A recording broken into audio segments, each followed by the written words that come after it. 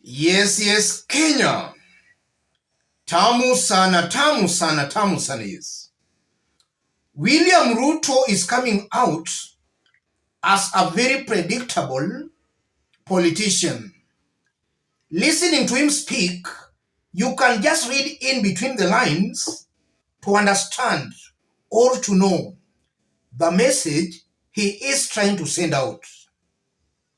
Some few days ago at Jacaranda grounds, Raila made it very clear that Chebukati, Guria and Boyamulu came to his house and they were demanding a bribe from him. Yes. A day later, William Ruto responded.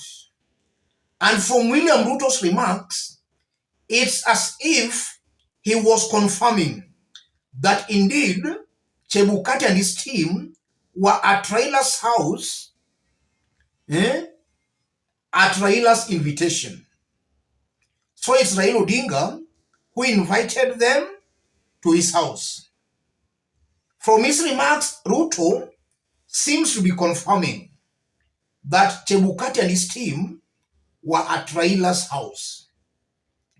And that's very important because Chebukati has denied that he was at Raila's house. Listen to Ruto before we proceed.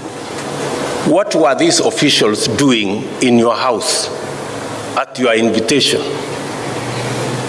Being a candidate, how did you end up inviting officials of an independent body to your house? Yes.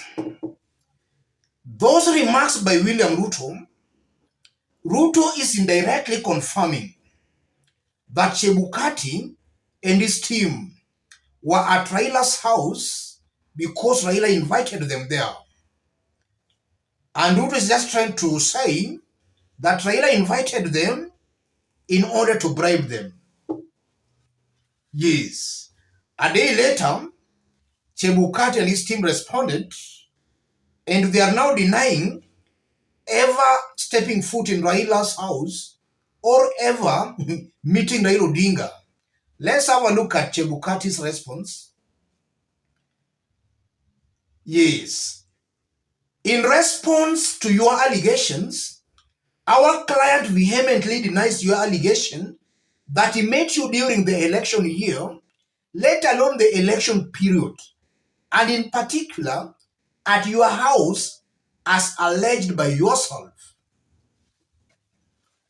Yes, that was Chebukati through his lawyer. And Chebukati is making it very clear that he never met Raila Odinga in his house. Not live in his house, but he never met Raila Odinga in that election year. I'm seeing some games being played behind the scenes. In this video, I want us to understand those games for Kenyans to know exactly what is happening behind the scenes. If you are watching us but you have not yet subscribed, subscribe, give this video a like. Yes. Listening to William Ruto and then comparing to Chebukati's response, Ruto and Chebukati are conflicting one another.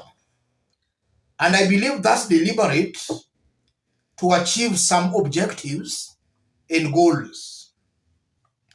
The first objective, William Ruto and his team, together with Chebukati's team, I'm seeing a very high possibility where they are reading from the same page. So Chebukati's response that he never met Raila Odinga in the election year is just to do what we call damage control.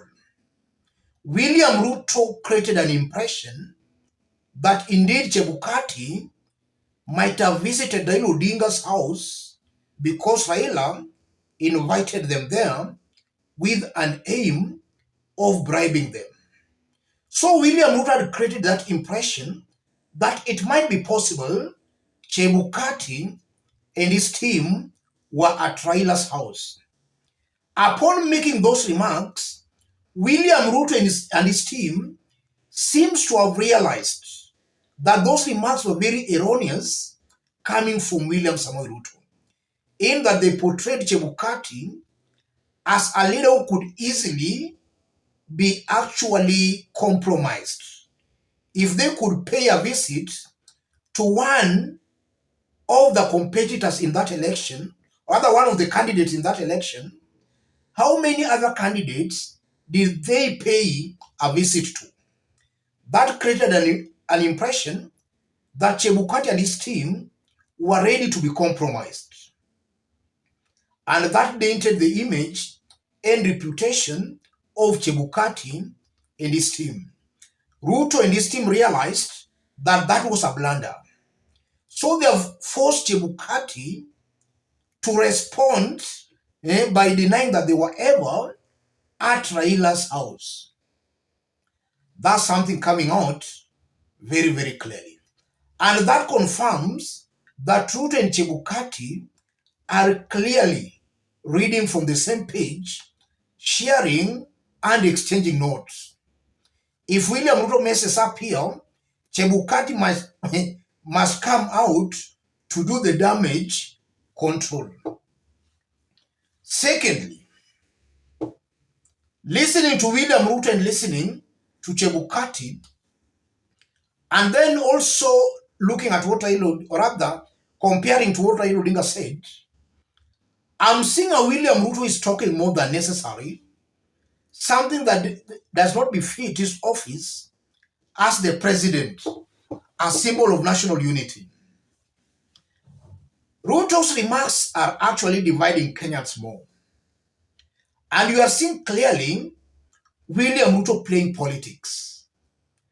And just as I did state when I was starting, Ruto finds fault by Raila Odinga welcoming or rather inviting Chebukati to his house, but he's not finding fault with Chebukati and his team visiting Raila Odinga. So you are seeing clearly Ruto has already taken sides and is clearly playing politics here. He wants to create an impression that it's Raila Odinga. Or rather, he wants to create an impression that Raila invited Chebukati and his team to his house to bribe them. While Chebukati is denying that, I'm seeing a William Ruto who is not being honest and a Chebukati who is also not being honest. It's either these leaders are just taking Kenyans in circles. What is coming out clearly is that Ruto and his team, Chebukati and his team, are not being honest to Kenyans. There are some things they are hiding from Kenyans. And that's something coming out from that kind of a contradiction between Ruto and Chebukati. Above all, as I conclude, all these confusions just confirms that William Ruto and his team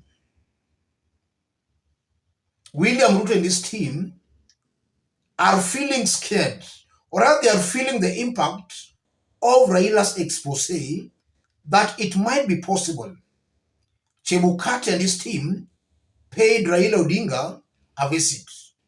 That expose, that bombshell by Raila Odinga is sending chills in William Ruto's team.